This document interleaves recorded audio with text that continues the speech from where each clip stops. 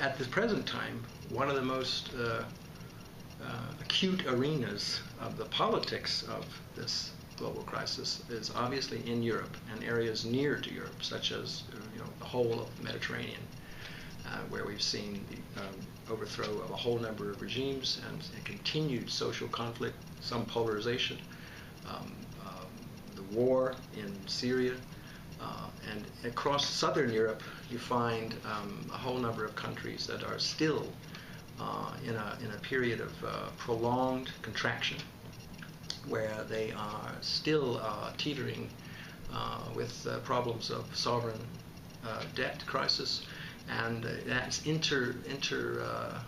related to the banking crisis within those countries themselves and Europe as a whole. That the two have, in a sense, fused. The banking crisis and the sovereign debt crisis now interact with each other, and it's a very fragile situation. Everyone knows that the Troika, with the IMF recruited in, as it were, as part of the disciplining factor to set the books right in Europe, is also, though, however, having in the short term, at least in the medium term, very depressing types of effects. And you've seen the possibility that Europe enters into a prolonged period of stagnation, as I mentioned before, relative decline of the West, as a long-term situation, a long-term process. One of the questions that's begged about this is the role of Germany, or let's say the hegemonic question. Whether, according to some classical theory, the hegemon needs to be able to be willing to commit long-term, continuous, and very substantial resources, let's say funds, for example, as well as other institutional types of roles and policies, in order to sustain the welfare and prosperity of the entire system and maintain its rules for the benefit of all. Right now, I think Germany has to decide, and the German people have to decide, whether they're going to take up what some theorists would regard as the correct and appropriate hegemonic role within Europe, or they're going to decline on it. Past iterations in history, such as with the Great Depression, some people have characterized one of the key reasons for the Great Depression and its severity was that there was no real hegemon in the system, and that the candidate, the United States, had in effect declined to accept the role, and it had very negative consequences systemically. Well, that's one theory, but I think we're in a kind of situation in Europe where that is a very important question.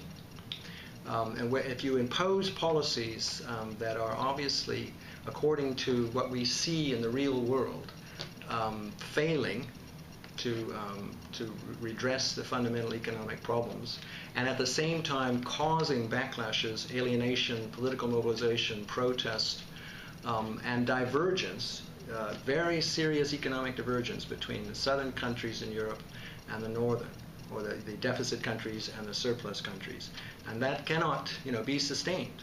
And so one hypothesis is that Germany, in conjunction with several other quite wealthy northern countries, will if they accept the hegemonic role, will have to commit themselves to very, very substantial, long-term structural transfer of funds and support to the rest of Europe, and actually accept policies that will resolve the crisis fundamentally to create prosperity and recovery for all the people. The divergence and dichotomization and social conflict in Europe is not a sustainable approach. So Europe's crisis is certainly deepening. On the previous discussion about deepening, it's at a very crucial turning point, where we know that QE and quantitative easing is not a permanent policy. It cannot go on indefinitely, and perhaps it cannot really go on all that much longer. Obviously there's a sort of elite core of decision makers, very small group, a handful of people who are really in a position to determine these policies or even to dictate them.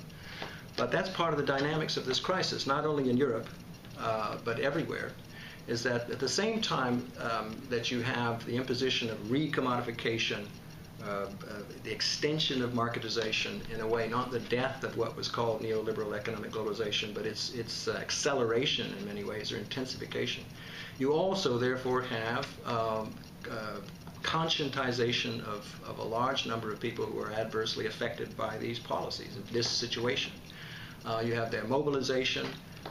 They become part of a new protest movement. That's one side of what's happening. But there's also the opening up of possibilities, therefore, where the old paradigms are fundamentally challenged by large numbers of people, because those paradigms don't provide an accurate and useful solution for them, for their daily lives and their concerns and what's really happening to them and their families.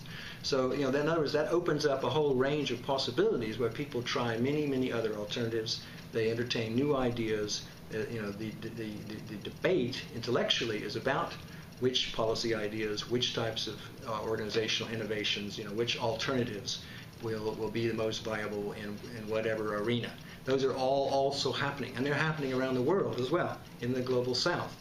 In many places in the Global South, there's a similar kind of dynamic going on. And you find that people themselves are making history. It's one of the aspects about globalization that's most important and most central, and including in the work of our journal, is to always focus on social change in the broadest sense, and the way in which people make that social change themselves as part of the process. They are not separate to the process. They're not simply passively receiving something that's structurally determined and that is therefore inevitable, but that in these many multi-dimensional ways, people make their own history. And that's very much part of this crisis. In fact, it's central to this crisis, and it's central to the outcomes of this crisis.